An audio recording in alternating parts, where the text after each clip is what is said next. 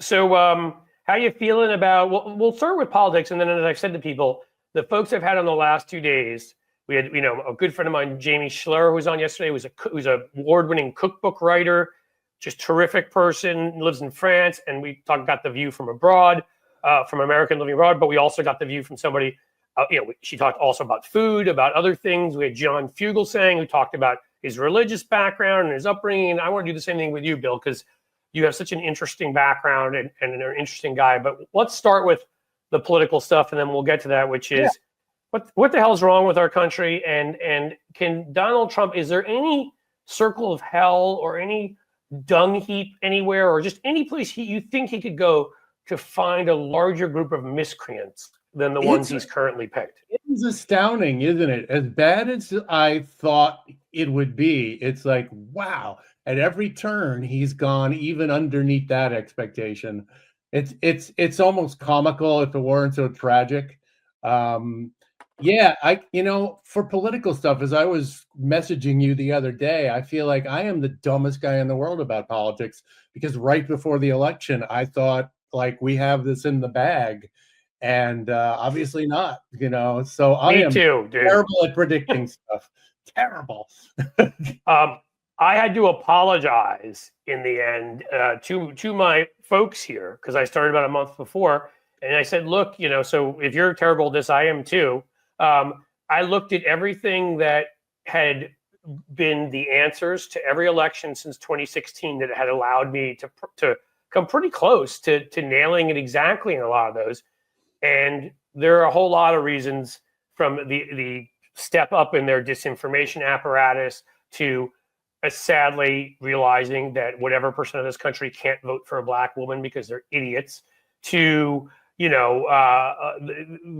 fact that she had to do it all in 90 days and didn't have a full time to campaign. I mean, there are a lot of things, and incumbents lost across. We've never had. It's been 70 years. The last time I think every incumbent in a democracy has lost in recent elections because of post-COVID. We still haven't. There's still been lingering effects like inflation, No whatever. There are a lot of reasons for it, but look, I got it wrong too. So all right. Well, somebody smarter than me got it wrong. Good. I also think voter suppression is underrated as a reason at this point, because it just keeps chugging on and getting worse and chugging on and getting worse. And so the mountain that any non-Republican candidate has to climb is getting steeper. Yes. And nobody talks about it. Like I brought this up the last show I was on too, or it was either with John or with Jamie. So one of the last two, which is Ohio, Georgia, Texas, Florida. Those are 4 big states. I mean, this state, is the smallest, and we've got, I think, about 13 million people. Mm-hmm. And you have secretaries of state sitting there and saying, well, you didn't vote 2 elections in a row, so I'm purging you from the voting rolls.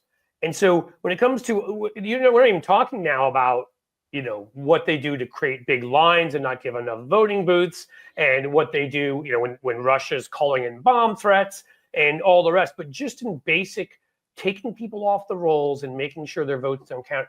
I got to believe between these 4 states, I mean, we're talking about a total of at least 500,000 voters that we're losing. And my guess is it's a lot more than that. Yeah. And I think all the people who have run into that brick wall over the years are not going back, because it's all right. Well, the system is rigged against me. Yep. And this is where we get into that thing that I heard you saying right before I came on, where it's like, we have to name what is, we have to, when I say we, I know you are, I know I am on my various social media things, but I would like to see the Democratic National Party actually, in very plain language, say stuff that is going on. You don't hear much about, them cheating in that word. They are cheating, and they let people like liars like Trump come along and use those words and grab them for himself. And just, as many people have pointed out over the years, absolute projection, and accuse others of what you're doing. And I think Democrats, if they just hit on a couple of simple messages like that, it would at least help. Like, they are trying to cheat you. They don't want you to vote. They don't want you to vote, and I think that would have an impact in a way that more lawyerly language lacks.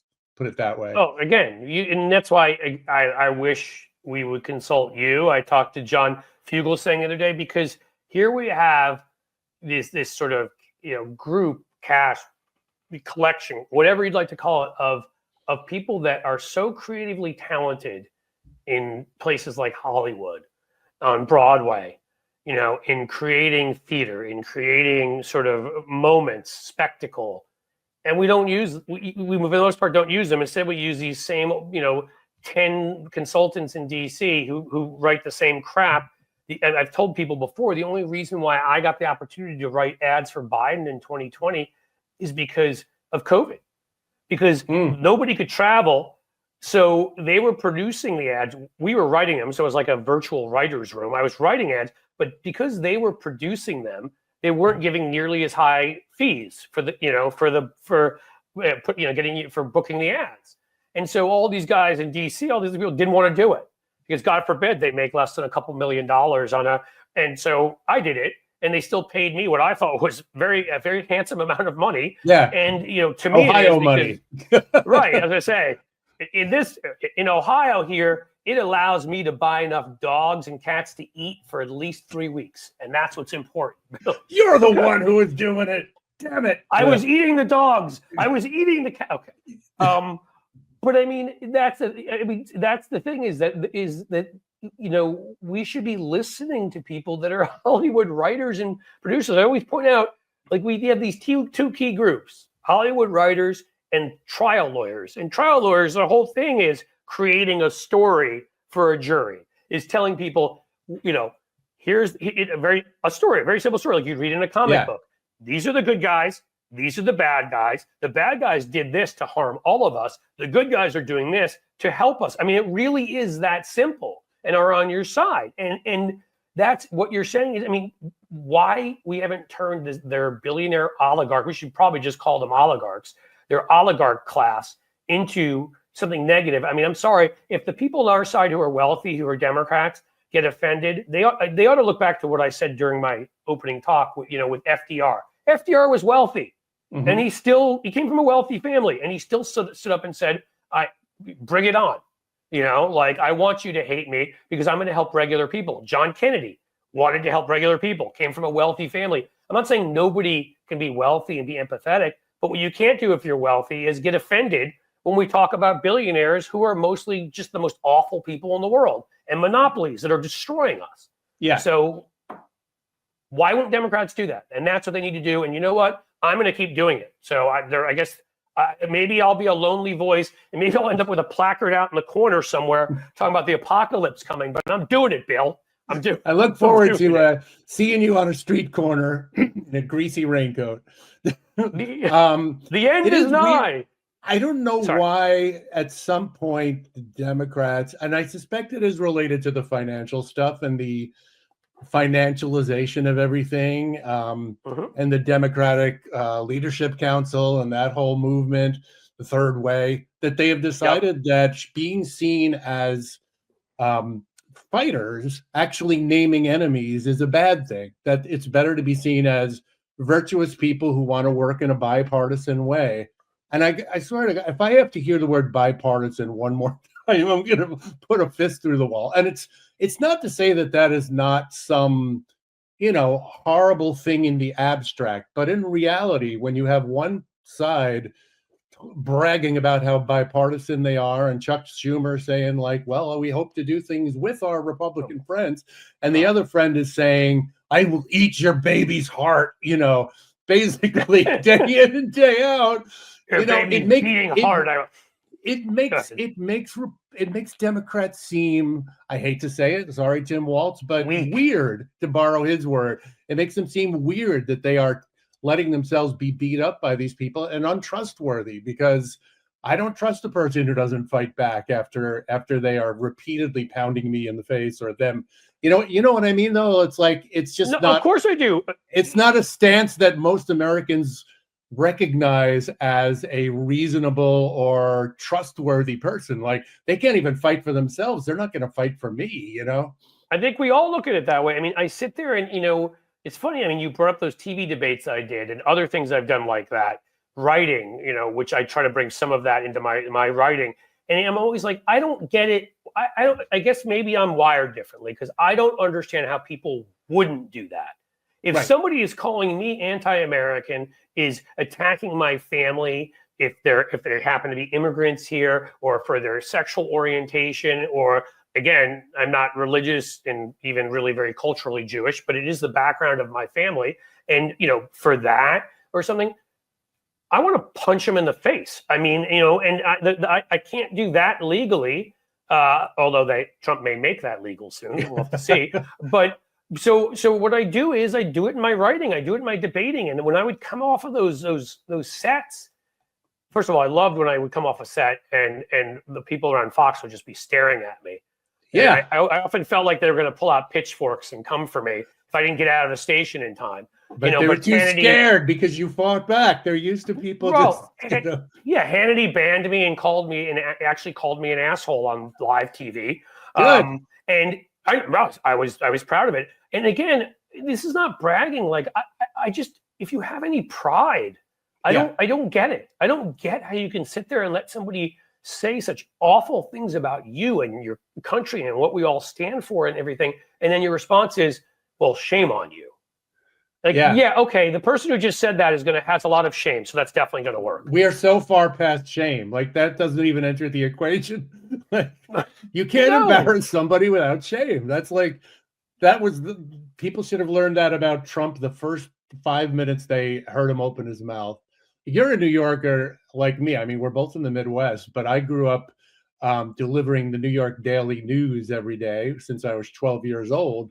And I remember Trump's fat face in that paper even then. So that's how long he's been in my life, since I was a kid, and I have gray hair now.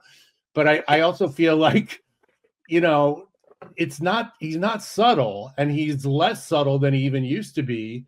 And so if you're treating him like the noble opposition, you've lost the plot right out of the gate.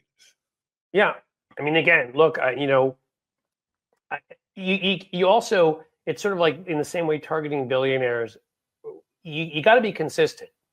So if you say that this guy is a threat to everything, which he is quite clearly, then, and again, I'm going to criticize Joe Biden. And I thought legislatively, Biden was one of the most successful Democrats, not just because I wrote ads for him in 20. And to be clear, I haven't worked That's for why him he did then. it. That's why but you put him on the right path, Cliff. Well, thank you. But you know what? When they wouldn't join us in a bipartisan fashion on, as you bring up that word, went on the stimulus bill, that's the one that got shots in arms and got people back to work. Yeah. When they didn't support that, when they refused to support the Inflation Reduction Act, we did it on our own, and we helped the country. I mean, in a perfect democracy, yes, you want bipartisanship because, of course, in a democracy that's functioning, you want to show people that parties solve their differences and work together. We're not dealing with that. We're dealing with a fascistic force that doesn't resemble a party in a democracy. It resembles a cult movement. And it is not for a long time, too. This is like, it even predates Trump. I mean, George W. Bush the second. I mean, you could argue Reagan, like those days where that it was already gone. But whatever it was then, it's such a more obvious version of it now than anybody play acting like it's Tip O'Neill and Reagan going out and having a beer. It's like, come on, man. Get with the 21st century. Right. Do we think they didn't pave the path for it? I mean, I talked about it back then. They were getting up and selling that lie about post-birth abortion, which, by the way, doesn't even make sense, in their 2016 primaries. And I remember pointing out back then that it was a night, I think Ted Cruz spoke about it, said something about it or whatever. And it was like a few days later or a week later, I don't remember when it was, that a crazy dude walks into a Colorado Springs Planned Parenthood and starts shooting people and mumbling about baby parts, which was exactly the phrase that Cruz used. So they started doing that stuff. Mitch McConnell turning the filibuster, which is an accident of history, doesn't exist in the Constitution, into something where suddenly we have to have 60 votes for everything, holding up a justice for a year on complete BS. And then the next time he gets an opportunity, while we're still voting, puts a justice on the court. I mean, they broke so many of those norms of the way, Newt Gingrich, I feel like, was almost of the beginning. I know there was in Reagan before that too, but Gingrich was the first time that somebody controlled a major branch of the Republican Party who was an out and out clown who had no morals and no values and just wanted to enrich himself and attack the other side. And, it just kept getting worse through the Bush years and heck of a job Brownie, and then we get Sarah Palin. So, no, I mean, they damaged our democracy. They caused division among our own people in a way because they labeled Democrats as enemies, as evil, as awful, as murderers with their post-birth abortion thing. And then, so when you do all of that and you stuff the courts with your people and whatever, then of course Trump comes along because you've already damaged the democratic, the sort of democratic culture so much that someone like him can. Yep. Yeah. And it's funny you should bring up Gingrich because he's somebody I often feel like is a little bit forgotten now. I know he pops up, his ghost and his weird wife pop up every now and then. She's got the Kash Patel eyes. Right. I may have to do a side-by-side Kash Patel, her, and then Charles Manson. I think they all have the same eyes. Yeah. But I remember he had that list along with, I can't remember the guy who takes all the polls, Republican guy. He popped, he's every 4 years they give him airtime. That schmuck. Yeah. Well, yeah, you know who I mean then. But he and Gingrich came up with the list of words you should use in describing liberals. And it was the worst stuff in the world. This was sick, evil, twisted, treasonous, Yeah. And went again, on folks, and on this was and an on. earlier time when our representatives didn't refer to each other that way. Right. Exactly. But, I think Democrats should just break out that list and start going to town. No, I do too. I mean, this has been my fight. And again, what I was going to say about Biden before is, again, and whether it was bipartisan, the thing that was smart bipartisan, because I know this because I live here in Cincinnati, we connect to northern Kentucky, and there were two bridges basically falling down that you couldn't take anymore because you might die. Pieces of them were falling. Mitch McConnell wanted them fixed.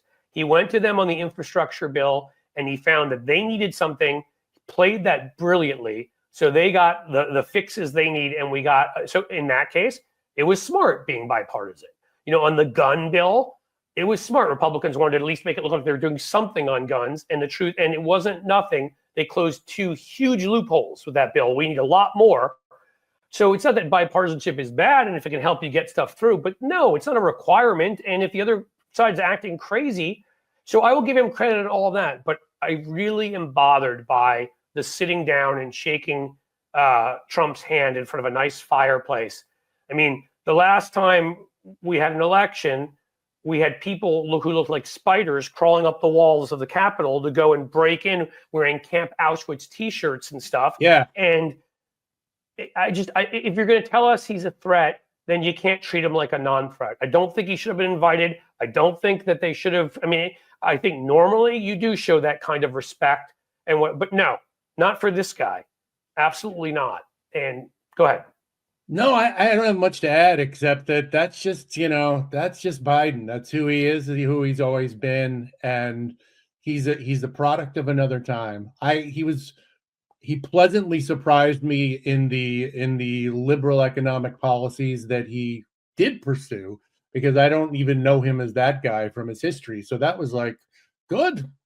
They can change. Yeah. But I think in on terms abortion of political rights too. culture, in terms of political culture, he's a norms and peaceful transfer of power guy. And it's a confusing message. It's like he's a fascist threat and the country won't survive him. Hey, welcome, buddy. Yeah, it just doesn't compute. And that's all I'm saying. Because I really, you may not fully agree with me, but I think mostly I have some foreign policy quibbles and a few other things, here and there. And I do think he should have been more aggressive, as I do think all Democrats should be in more areas. But I do think, legislatively, it was an incredibly impactful presidency when he was up against it from the beginning and very economically progressive. And obviously, what he passed to help in terms of the funding for clean energy, which was unprecedented in the Inflation Reduction Act. So there was a lot of good there. But I wish he weren't doing that labor in quite some time for Democrats. Yeah. That impressed Yep. me. But what And I want right now, well, go ahead. Go ahead. I was just going to say, I didn't really see that coming, because I do remember Obama, who I adored, had the most political talent in 10 generations, was promising, he'd be a buddy to labor, and he just kind of gave that a pass. Yeah. But Biden, I just think it's his old school, working guy roots came back. I think you're right. I do. And so again, the normalizing, I have a serious problem with. Especially after, again, I'll probably end up mentioning this every single show that I do. The massive failure of Merrick Garland. I started with a rant last time when they just, pointing out that South Korea ended theirs in 8 hours, and Bolsonaro within 6 months was in a court where they said you can't run till at least 2030, and now was indicted. Yeah. And the timeline almost matches up so insultingly, because it was January of 2023 that they had their insurrection in Brazil, and he got indicted in November of 2024. Well, it was January of 2021 that we had our insurrection, and in November of 2022, not only were we not indicting him, that's when Merrick Garland decided to first appoint Jack Smith. Yeah. Wasted a year and 3 quarters doing I don't know what. And that's the reason none of these guys, and never went after any of the congressional members. We have all their texts. Marjorie Taylor Greene. I mean, another one just came out. Heard of Kelly Loeffler, who just got nominated for the Small Business Administration, about we've got a plan to deal with the electors. I mean, there's so much evidence in texts in their meetings at the Willard Hotel, Mike Lee and Ted Cruz, that these guys should have been indicted, or at least investigated. I mean, I don't understand how that is not sedition. And we just didn't do it. So here they are. They all got reelected. They're all back, and it's unimaginable, and yet here we are. I kind of feel like it was almost too late once he appointed Smith, because he did it, what seemed to me, and maybe I have my timelines wrong, Cliff, but didn't he do it pretty much at the same time Trump announced, or right after, or something like that? So I'm trying to remember when Trump announced. I looked this up because I wanted to get it right when I was doing my opening sort of commentary the other day. And it was November, I want to say 18th. So it seemed like he purposely, because we don't want to look political. And again, this is the thing with the Democratic Party. They will attack you for being political. Guess what, Merrick Garland? You're still, that enemies list of Kash Patel's that was released, you're still on it. Yeah. You saved nothing by trying to bend over backwards for these people, because nothing is ever good enough for them and will be. And I don't understand how people don't get that. So it's like he sat there. It happened in January, of 21. And what did he decide to do? He's like, well, it'll be too political if we do it, and it ends up being a trial around the midterms or something. Well, too effing bad. I don't care. They chose to do it. They can pay the damn political price for it, among other prices they should pay, like losing their freedom. But so I don't know if that's why he waited till then, but whatever the reasoning was, I mean, my God, 18 months or whatever it was, those were crucial. That was a crucial period of time. And there could have been up to probably 24 members of the House and Senate and others, in addition to Trump, indicted, so that we would never have to worry about them running for office again. Mm-hmm. And instead, I mean, so, okay, I have to do a Garland rant every time, because Please honestly, do. Music to my ears. I hate him. I mean, I believe that our democracy is in the situation it's in. He is up there with the mainstream media and certain other forces as one of the worst culprits. Brazil and South Korea are better democracies than we are. So let's stop talking about ourselves as exceptionalist. The only exceptionalism we seem to have is that we like criminals to get away with it. I don't know. Maybe that's our exceptionalism. It seems like powerful people can't be held responsible in this country, and that's where I think it connects to your billionaire thing, because I do think that if enough powerful people, the people that we consider the power behind the power in this country, were okay cleaning house, we'd probably have it. But the fact that Trump got so much ultra rich guy support, and I think that actually intimidates Democrats. I hate to say it. I don't like to think of them as cowards, but I just feel like they are intimidated by money, and some of them want that money, and they don't want to be. They don't want the gravy train to stop for them. Look, some are, yeah, and some aren't, but there are enough of them. You're right. They get scared or get, and again, I get yeah. Go ahead. Sorry.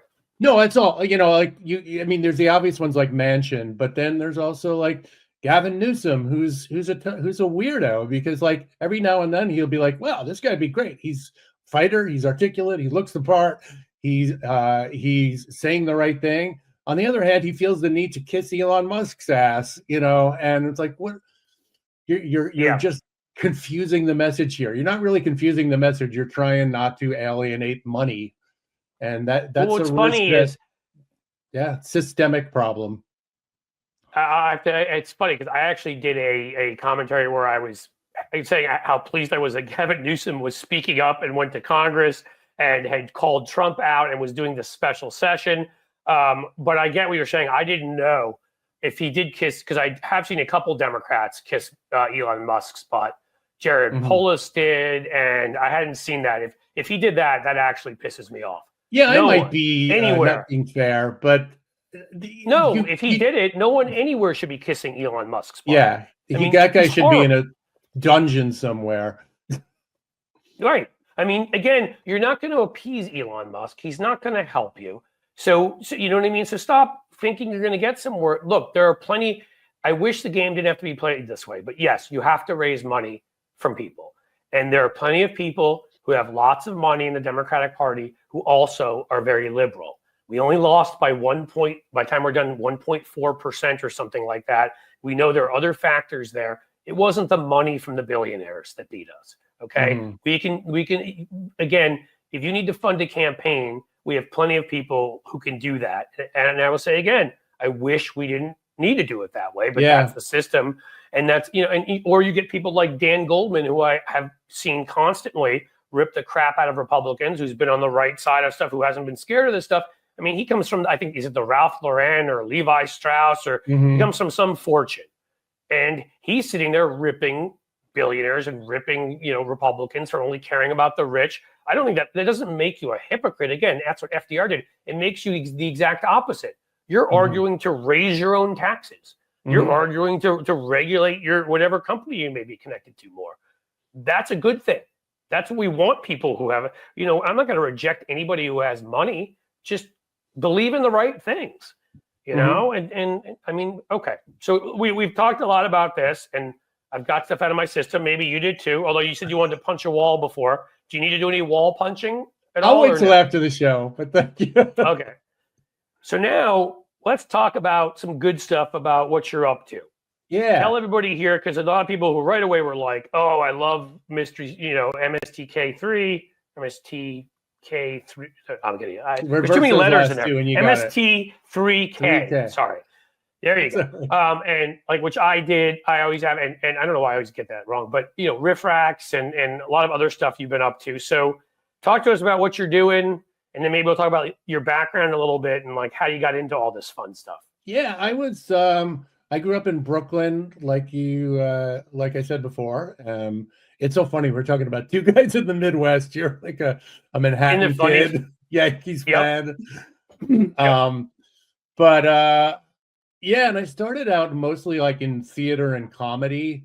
And I moved here to Minneapolis just for like 1 year at the time, because I got like a writing fellowship through a place called the Playwright Center. And it was like the only offer I had coming out of grad school. So I came here and I thought I would. Where did you go to grad school? I went to Yale Drama School. Oh my God. Yeah, I know. Look at wow. Yeah. You and DeSantis at Yale, huh? I'm just kidding with you. Yeah. Oh yeah. We were good buddies. We were good. Dude, listen, I went to Penn, and the two worst humans in the world went there, Elon Musk and Donald Trump. So I can't say anything about anybody. There's a lot of worst humans who came out of Yale. I mean, my God. I mean, even vice presidential couch boy, whose name I cannot remember. The couch guy. Yeah. Couch humper. Yeah, sure. Yeah. Can't order donuts. Yeah. Straight from the holler to the halls of Yale. That's right. Yeah. Right. but yeah, I came out here and I thought I would see the land of Prince, and mostly I knew it for Prince, honestly, and a little bit for Prairie Home Companion, which I did not quite get.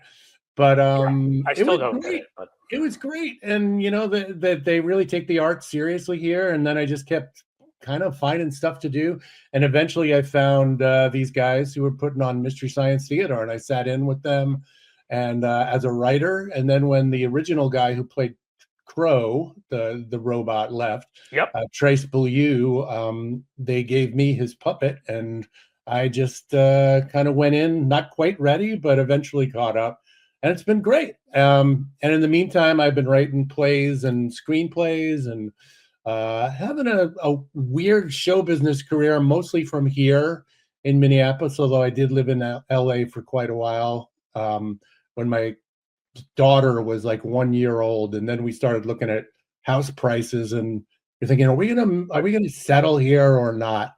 And really, I would have had to just like knock it out of the park every year to afford where we wanted to live at the time. So also, you know, my in-laws were back here, so grandma and grandpa and babysitters, and you know, it made the You just choice. named every reason I ended up in Cincinnati, which I love now, by the way. But Very my wife and parallel I had our stories. 1-year-old. Right. Yeah. We're looking at Cincinnati. We're looking at DC and New York. We're like, that's expensive. Do we want to move all the way out to like West Virginia?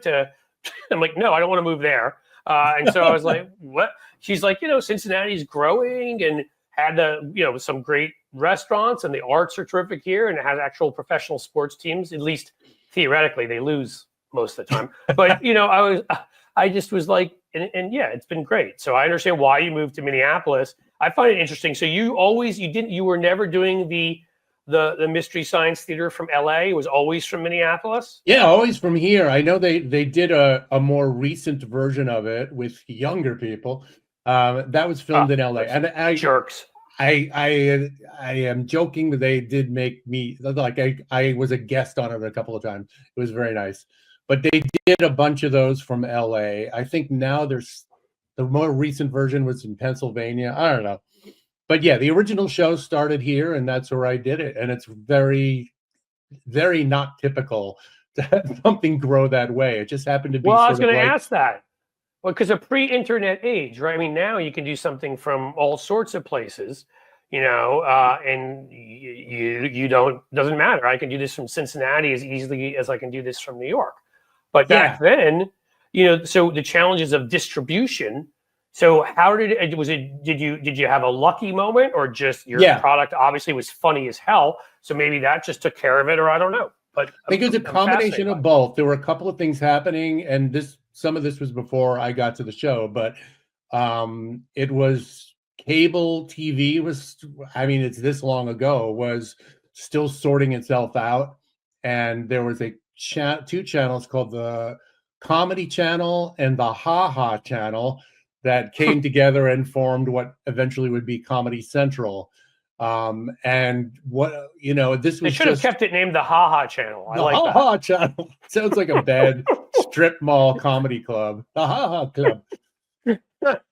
But in this case, it was like they really needed a lot of content suddenly, and they can only afford so many reruns of Gilligan's Island or original programming.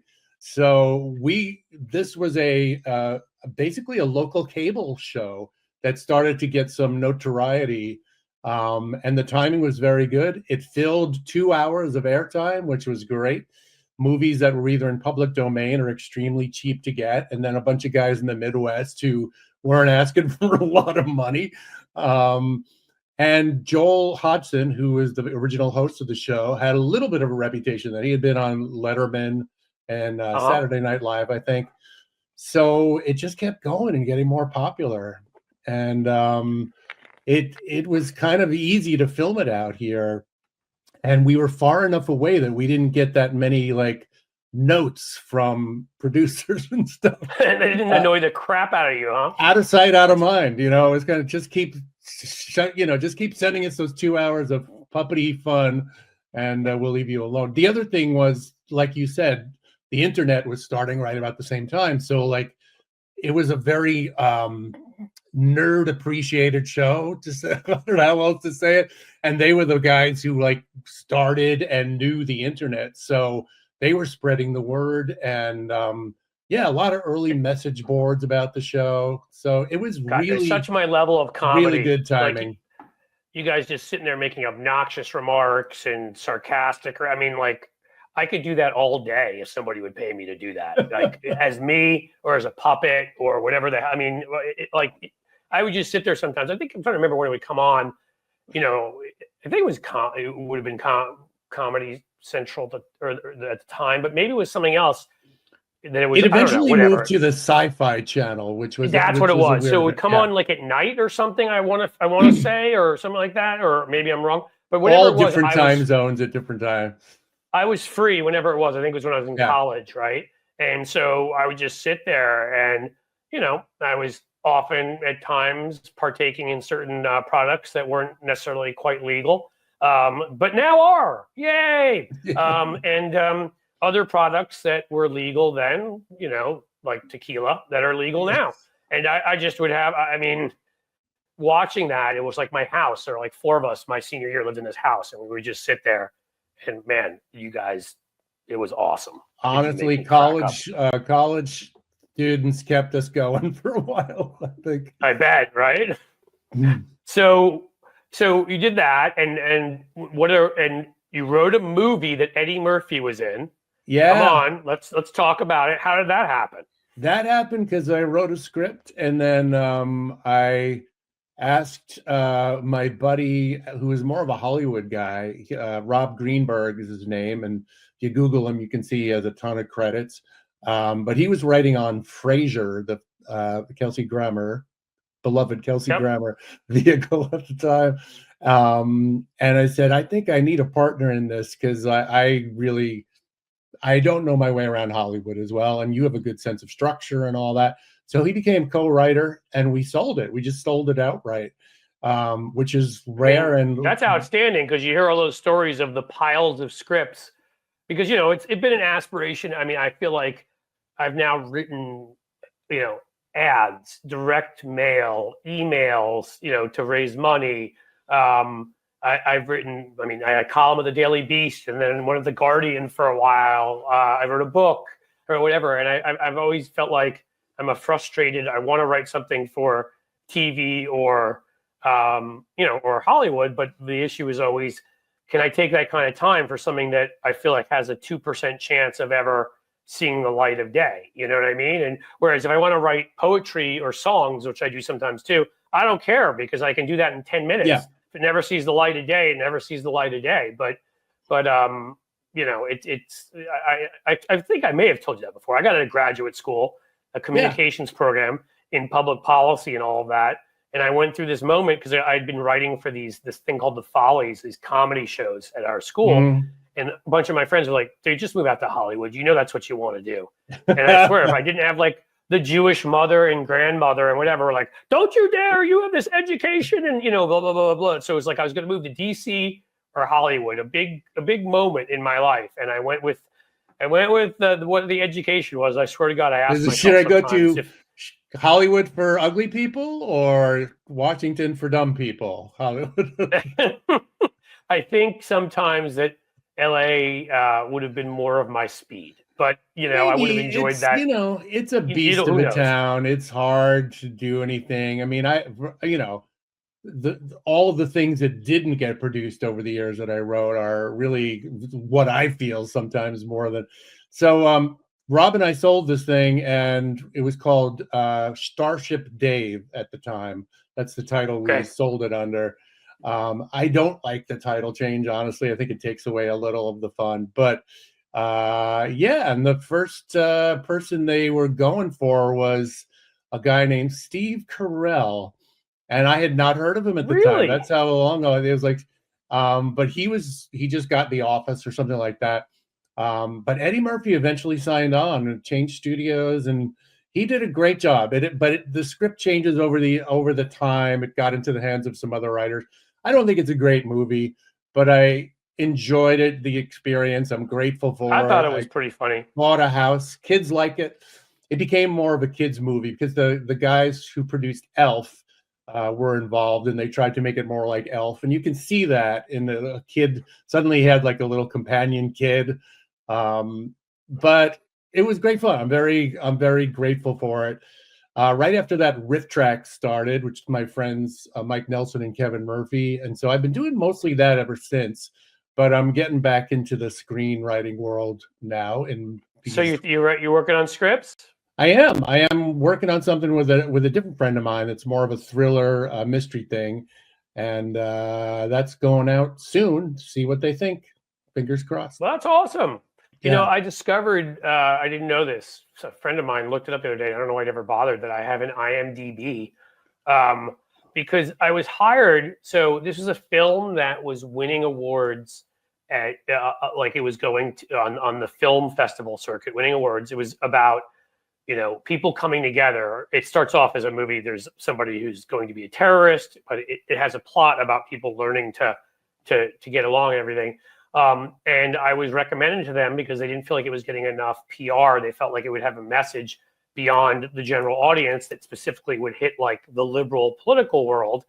And so I started off, you know, promoting, and then there were some changes made, and I gave them a couple lines, which they liked, and a few other things. And they ended up naming me an executive, was it executive producer? Something like that. Harry Lennox was in it. You know who Harry Lennox from The Blacklist? Yeah. And so he was the star attached to it. And it was just funny because I discovered it the other day. I'm like, hey, I have an IMDb. There's like one thing there. But I had no idea it even existed. So, you know, maybe where are all these residuals coming from? What? I know. Where? So, no, trust me. What is the name of it, Cliff? So it was yeah, check it out sometime. So it was called The Algerian. And then eventually when the company, and I'm sure again what you're talking about, rewrites and scripts, whoever it was, the bigger company that eventually picked it up, made them change the name to Sleeper Cell, which I thought was stupid.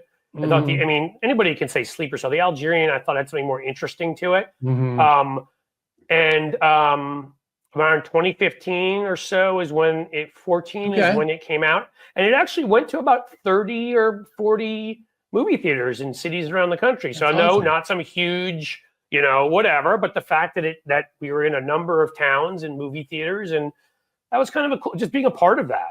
Yeah. You know, was, you know, be able to show up to the premiere and all of that. That was all new for me, you know, and it was a fun experience just to be a part of. So neat. Who knows? Maybe go ahead.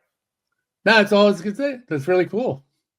Yeah. So who knows? Maybe if I do find time sometime, and I'll sit and try to. I have an idea for something that I've wanted to bang out for a long time. It's sort of like it'd be like a Book of Mormon type thing, making fun of the gun nuts. It would have a lot of comedy in it, but and I've got ideas for where certain parts of it would go, but we'll see if I ever get around to it. Yeah. Do it. So yeah, I know I got to do it. So you're doing Rifftrax, and thank you guys. Yes, Patreon. We love Patreon, and go there, folks, and be kind, and then I can do more of this. Yeah, more of these interviews with big stars like Bill Corbett. No, by the way, bigger. You got to get bigger than me. Get Mark Hamill on here. You know, I know him from way back, and I remember that. But the handlers at some point took over. He's gotten on Stephanie Miller's show, so clearly the handlers will allow him to do some things. Maybe they don't like me. I don't know. But I was trying for a while, and like they, especially when his sort of rebirth, when he was in the new set of movies came out, and there was a lot more demand for him. They were like, stay away probably. Yeah. So yeah, he got one more layer of handlers after that. Yeah. So, you know, but I do have some, I think I've said it to some of the audience where I've got, I actually do have, Mark Cuban has agreed to come on, which should be interesting. That's Maybe awesome. I'll talk to him about billionaires, and we'll see his, but I got, Phil Collin, who's been a friend for a long time. We were on a radio show together, the guitarist for Def Leppard. Will be not Phil Collins, Phil Collin. Okay. Ending with an N. He's the longtime guitarist of Def Leppard. I'm a rock and roll kind of guy. And then I recently worked on this project fighting what ended up becoming an ethnic cleansing of sorts, horrible, by Azerbaijan. Putin gave them the go-ahead of this Armenian enclave.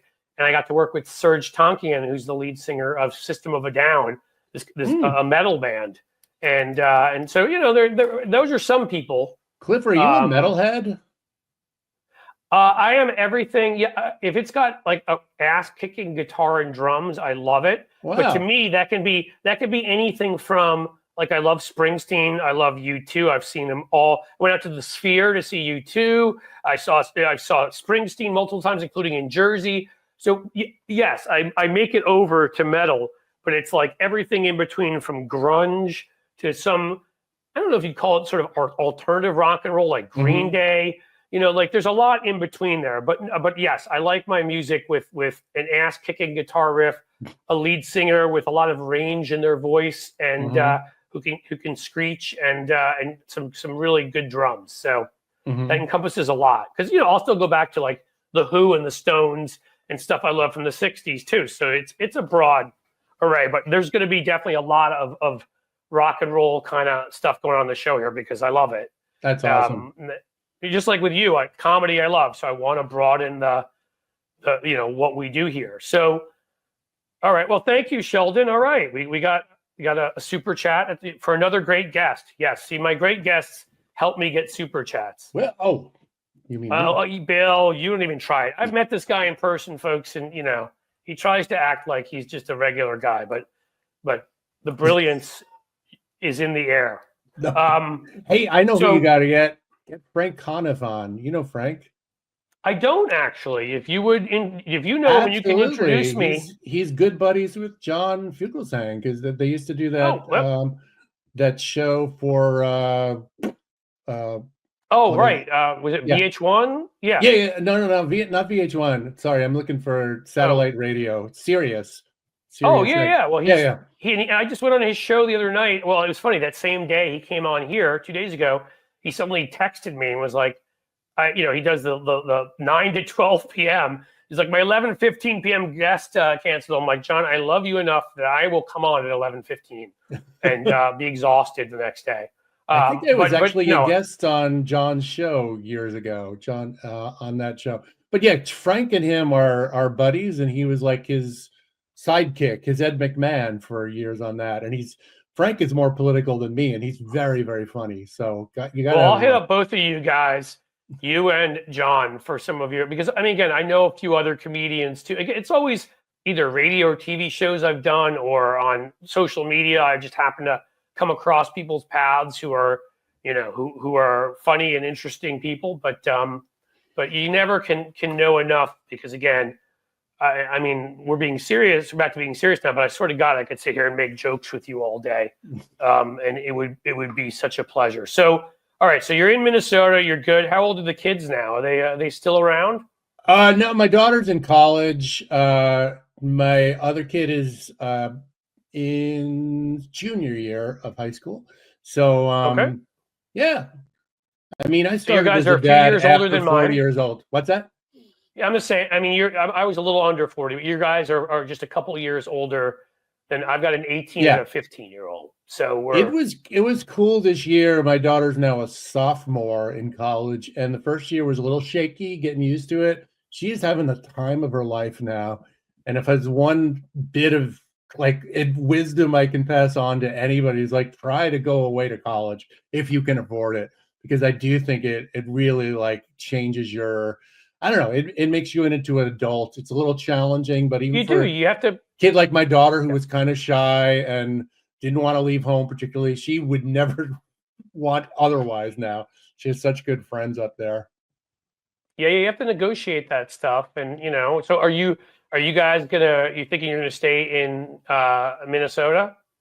For the time being, because my in-laws are here and they're pretty old, so we're sort of taking care of them. After that, I don't know. We might do the Minnesota thing of being snowbirds if we can afford it. Like summers here then LA. Don't go to Florida though. No. Yeah, no. LA. My brother did that, and I said, buddy, I am never going to visit you there. Sorry. I've seen it. There's only one place I go to and I like in Florida, because they hate Republicans, which is Key West. Oh yeah. You're so close to Cuba. It has so much of that influence. It's so liberal. I think I brought up the other day that they put up signs directly contradicting DeSantis's order that you couldn't wear masks, and they basically were like, "F DeSantis, you're wearing a mask here." So that's the one place in Florida that I am comfortable. Otherwise, if I have the money to be a snowbird, I absolutely will be in Southern California. Yeah. Or at least somewhere like that. Yeah. You know, out west, Tucson or Santa Fe or somewhere where I love the West and the mentality too. I mean, our biggest problem is I love, you know, at least you're still in a blue state. I love this city, and this city, you know, and this county has become more and more Democratic. You know, I mean, I think the last one, there was still a Republican prosecutor, and we knocked him out this time. So I think every single county elected official now is Democratic. But I got to contend with the rest of this insane state now. And yeah, it's really gotten bad. And I think you know this, but like I have family there in Columbus, the Columbus area. My sister's there. My parents moved out there when I was already out of it. Like I was in college, but it was a job thing. And so my sister was younger and grew up in Columbus. Oh, in Columbus, yeah. Yeah. Yeah. And it's gotten a lot more red since you know, the mid 80s. The rural areas have, you know, again, like sort of that Trumpist extremism, the pull that he seems to have, you know, which I've talked about before. And it was so much this time that, you know, Sherrod, who's a real person, we were talking about real people earlier, doesn't come off, I mean, takes on corporations all, you know, time, comes off like a regular guy. He, you know, would show up in union halls and be comfortable and, you know, slapping backs and stuff. And, you know, we used to have a lot of folks like that here, but in the end, you know, they suppress God knows how many votes with their Secretary of State in the cities, the 3 Cs, as we call them, Cincinnati, Columbus, and Cleveland, but also even Akron and Dayton and places like that. And the rural voters come out. And I do think that's going to change to a certain degree. It's just, I used to feel like we were, you know, Trump had made it look worse than it was because he ran on such Ohio issues like the anti-trade stuff and the whatever, that we really just leaned in most elections a couple points Republican. But this one was so bad. That I don't know. And, you know, I have very dark thoughts because let's just say a lot of the people who are doing the voting for them, let's just say they're rural and they smoke and they're older and they drink a lot. And they don't. They get mad at Michelle Obama for telling them to have less than 4,000 calories a meal, and they consider exercise walking up 2 steps.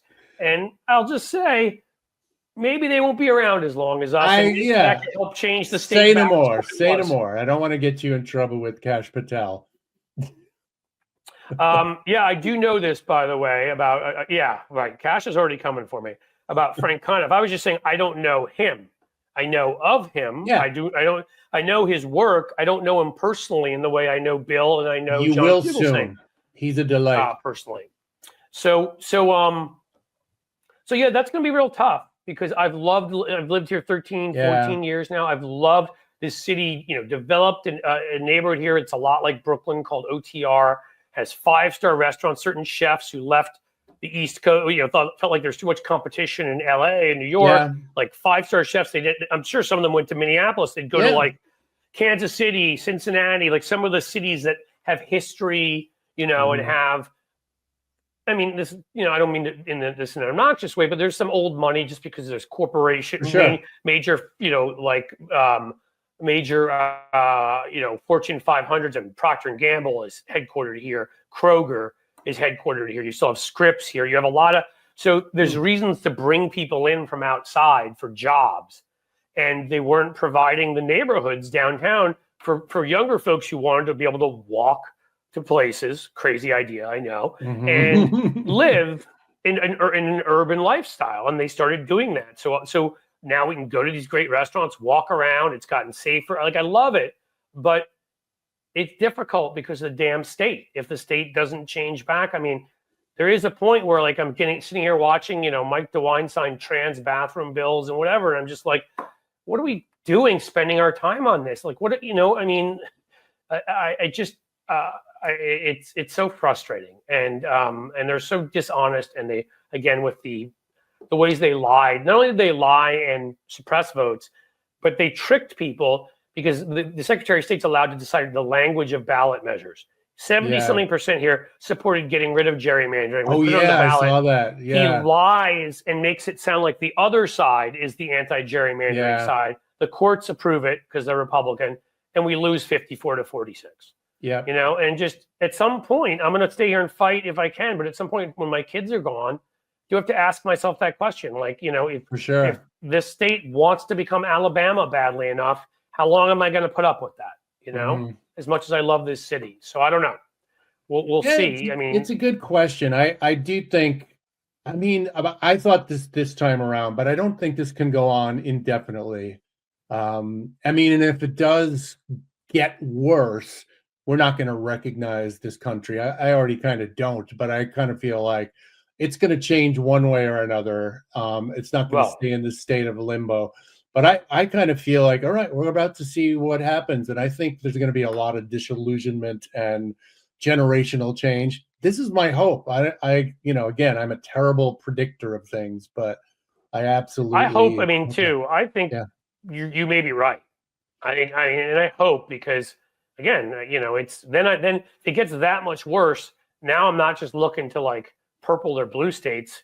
I'm looking to blue countries in Western Europe. Yeah. You know, I mean, you know, I want to say this because I always like to, as a classic example, we went to Italy this summer and I always loved Diane's last name, saying Capobianco. So I love her last name, and I wanted to apologize for I mean, again, I'm not trying to insult Florida. You just heard what I said about Ohio, and I live here. So I'm talking about the voting population in these states. I'm not talking about every person or the enjoyment of living. You may live in a part of Florida where you absolutely love it. I'm sure there are many great parts, and I'm sure there are. I've been to them. Sorry, Diane. I don't like to be that way, but anyway, I actually love the Carolinas, and I could consider retiring or semi-retiring as a snowbird there. I don't like the politics, but it also helps to remember that as much as any state seems like a red state, or for that matter, a blue state, that is not, we're not talking about 90 or 95% of the people ever. Even in the reddest of states, there are, you know, there's a 30-something% even, like Wyoming, you at least get, you know, and North Carolina is very close. I mean, we won that state Supreme Court seat that we won by like that much. We won the governorship. You know, I mean, that will be at some point, I think, you know, at least a bluish purple state. But, you know, we'll have to see what happens. But okay, so overall, I've kept you here an hour. I'm not getting rid of you unless you want to go. So well, I should probably go because I think we have some amazing people coming in. Okay, well then, last thing I'll ask. So plans right now. So you just as a last thing, you're working on a script with a friend. You're still doing the various other things. Still doing Rifftrax. We're about 18 years into that, and I'm actually starting. This is almost like Make-A-Wish project for old people. I've done a lot of performing over the years, but I've never done straight out stand up except for a couple of times, and I'm starting to do that a little bit. Oh, please, like, let me know sometime. So between you and Matt McNeil and, you know, my editor for my YouTube channel, Casey Evans, who does it for the Political Voices Network too, which means he edits Fugelsang's clips and Stephanie Miller's clips. And you know, I saw him when I was up there. I just happened to have a bunch of friends up in Minneapolis. I have more friends in Minneapolis than I do in Chicago. I don't know how that worked in terms of population. It's kind of weird, but I happen to know a bunch of you guys up there. So I love, easily, I would tell you folks, if you haven't been, one of it's up there. Arguably, you could say Minneapolis is the most beautiful city in this country. I certainly would put it in the top 5. And I've been to. Thank you. Most of this country. I did it all, of course. No, I love it. You know, I'm still a wimp about the winters, which we're about to head into in a serious way. But I was kind of even about that in New York, where I grew up, and you know, there's a lot that they do here that to know how to make winter more pleasant. But it's not easy. I have to get away at least once a winter for a couple of weeks into a sunny place, especially as I get older and it's harder to walk. Yeah. No, I know. I was going to say, but I remember that. I just wanted to put this up by Jim, who's one of our moderators. That yes, North Carolina was gerrymandered like crazy. They You're pulled right, that off Jim. illegal, and that we'd have the House if they hadn't Yeah. done that. But the same thing here in Ohio. They ignored the Supreme Court. They slow walked it. The Supreme Court never stepped up and said, you know what? If you're not going to draw the maps, we are, which is what they did in Wisconsin. And the Republicans slow walked it, so we only gained 1 seat. They only made it slightly more fair when we should have gained 3 to 4. Yeah. You know what I mean? So those kinds of things are why we don't have a majority in the House right now, which is frustrating. Just to keep it on end on a slightly optimistic note. Yeah, let's end on a good note here. You mentioned Wisconsin.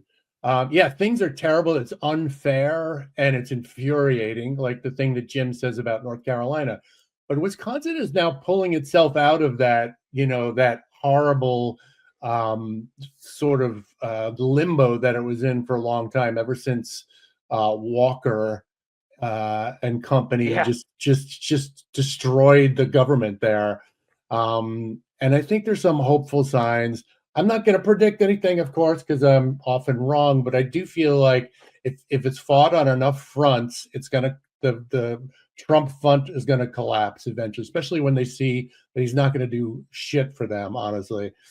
Well, I also think he has, and you should know this as a performer, and I guess I'm a performer of sorts. He can walk the one brilliance Trump has, and it's the only one, because he's literally bad at everything else, from putting on his diapers to eating hamburgers that are like with ketchup that are like, well done, to lying about everything and treason and the rest. But the one thing he has is he has that animal instinct of a con man, and performers have it too sometimes, where you can walk in a room and figure out what everybody wants and make those people laugh and cater to those people. He is unique that way, and that's why you saw so many Democratic senators win. Ruben Gallego, Jackie Rosen. The only states where we lost, with the exception of Pennsylvania, are ones where we were overwhelmed, where Trump won by so many points that some of the people then voted down ticket. So even if it was a 10-point drop, that still screwed us in Ohio and in Montana. But he has that, and he has the other two traits, whereas there are people that have that gift, but also aren't sociopaths. They have empathy. Yeah, and also, honestly, the 30 to 40 plus years of PR, spreading his image as a business genius, which nobody has, and so he's pushing 80. He'll tip over eventually, and then they won't have that. And then it's the list, because I'll give that list to you quickly. Yeah, Tom Cotton, Elon Musk, J.D. Vance, Ron DeSantis, Josh Hawley, Ted Cruz. I dare you to find anything that is positive charisma among that group. Charisma vacuums every one of them. Yes. Actually, it's like leech charisma from other people. It's like a black hole. It's like an event horizon, I would call it, of charisma. It's like we just watched Interstellar again the other night, me and my kid. It just sucks charisma, those guys. So I don't think they have anybody who can replicate what Trump's done. And I do think there is hope there. Listen, I'm going to let you go. I could talk to you forever. Thanks, Cliff. You know what I think of you. You're an outstanding person and outstanding fighter for what you believe in, and funny as F. And thank you. I want to apologize. They demonetized me, so I have to not curse, which kills me. I'm sorry. I think I let go as one. Oh, no. You can let a few go. I try to be careful because if guests let a few go, but there's like a limit. And, so the first few times I did this, every other word, because that's me as a New Yorker. So I figure I try to save them up for times when I get really pissed and I need to say it. Good idea. But you're awesome. You're great. Be in touch, please. Thanks, Cliff. How about that? All right. Good luck.